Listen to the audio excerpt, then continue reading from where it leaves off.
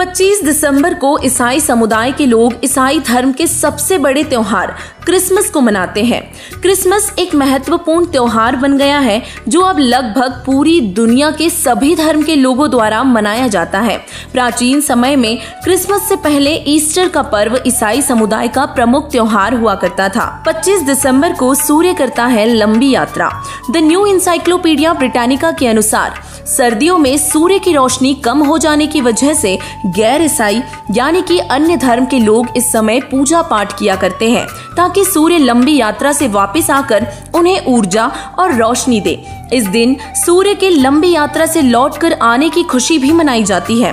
25 दिसंबर से मकर संक्रांति का दौर भी शुरू हो जाता है जिसकी शुरुआत को ईसाई लोग क्रिसमस डे कहते हैं। तो आइए अब जानते हैं कि कैसे शुरू हुई क्रिसमस को त्योहार रूप में मनाने की परंपरा। क्रिसमस के दिन को ईसाई धर्म को मानने वाले ईसा मसीहा का जन्मदिन मानते हैं। मान्यताओं के मुताबिक यीशु मसीहा का जन्म बेथलहम में माँ मैरी और पिता जोसेफ पर हुई संदेशवाहक भविष्यवाणी के अनुसार हुआ था।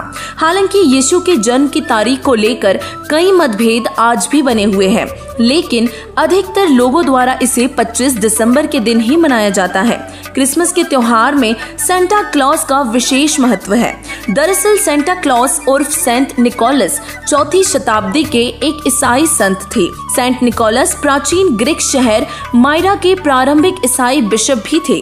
रोमन साम्राज्य के समय के दौरान उन्हें कई संतों द्वारा संत के रूप में भी सम्मानित किया गया था।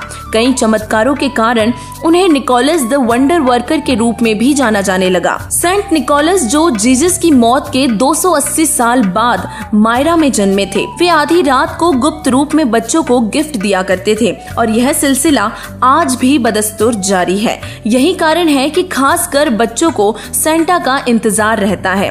सेंट निकोलस के गुप्त उपहार देने की आदत ने सेंटा क्लॉस के काल्पनिक मॉडल को जन्म दिया और अक्सर पश्चिमी देशों में और ईसाई धर्म के त्योहारों जैसे कि थैंक्सगिविंग डे, हैलोवीन, ईस्टर और क्रिसमस पर लोग भारी मात्रा में मांसाहार और अंडों का उपयोग करते हैं। आमतौर पर ईसाई धर्म में मांसाहार करने को गलत नहीं माना जाता। अब आपको बताएंगे बाइबल में से चौंकाने वाले प्रमाण। पवित्र बाइबल का अध्ययन करने पर कुछ ऐसे तथ्यों के बारे में हमें जानकारी प्राप्त हुई जिसे जानकर आप हैरान रह जाएंगे। क्रिसमस त्योहार को मनाने की शुरुआत ईसा मसीहा के शरीर त्यागने के लगभग 280 वर्षों के बाद हुई थी, जिस कारण से इस त्योहार का कोई भी उल्लेख पवित्र बाइबल में नहीं मिलता। पवित्र बाइबल के यिर्मयाह 20:14 में स्पष्ट किया है कि किसी का भी जन्मदिन मनाना व्यर्थ है। आपको यहाँ पर हम ये भी बताना जरूरी समझते हैं कि पवित्र बाइबल में जगह जगह लिखा है कि जीसस भगवान के पुत्र थे। पवित्र बाइबल के हेब्रू 1:5, मैथ्यू 17:5, मार्क 1:11, ल्यूक 20:13 और अन्य कई स्थानों पर स्पष्ट लिखा है कि यीशु ईश्वर के पुत्र थे।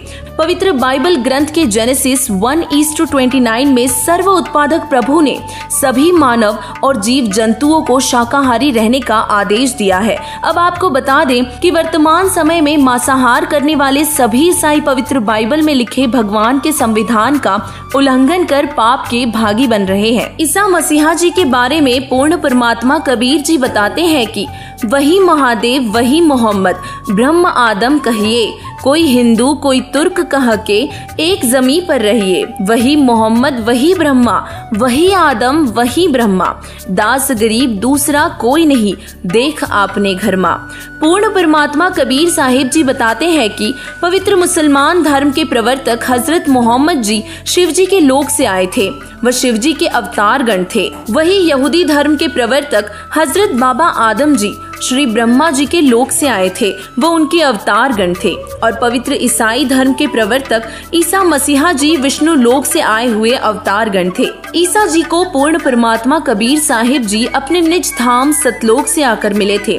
तभी से वह कहने लगे कि गॉड इज वन। लोगों ने उनका बहुत विरोध किया, फिर भी वे अपने मार्ग से विचलित नहीं हुए, परंतु बीच बीच में काल निरंजन यानी कि शैतान के फरिश्ते हजरत ईसा जी को विचलित करते रहे तथा वास्तविक ज्ञान को दूर रखा। जब यीशु बड़ा हुआ तो उसके शरीर में आत्माएं प्रवेश करती थी और वे भविष्यवाणियां करती थी और चमत्कार करती थी।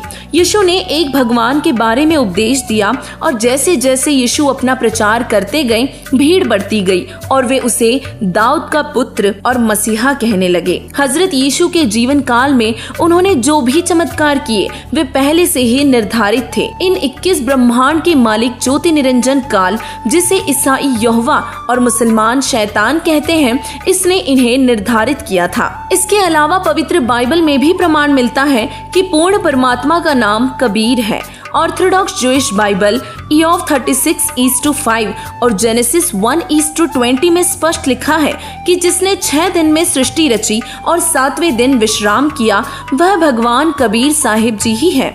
वास्तव में सभी के सेंटा क्लॉज कबीर परमेश्वर जी ही है। वास्तव में सभी के सेंटा क्लॉज कबीर परमेश्वर जी है, जो सभी की सर्व जरूरतों को पूरा कर सकते हैं। सर्व उत्पादक कबीर परमेश्वर सभी कार्य करने में समर्थ है। वर्तमान समय में कबीर परमेश्वर जी की शास्त्र अनुकूल सद्भक्ति संत रामपाल जी महाराज जी बता रहे हैं। सभी धर्म के लोगों को चाहिए कि संत रामपाल जी महाराज जी से नाम दीक्षा लें और उस एक परमेश्वर को पहचाने जिन्होंने ईसा मसीहा को भी एक परमात्मा का ज्ञान दिया था। धन्यवाद।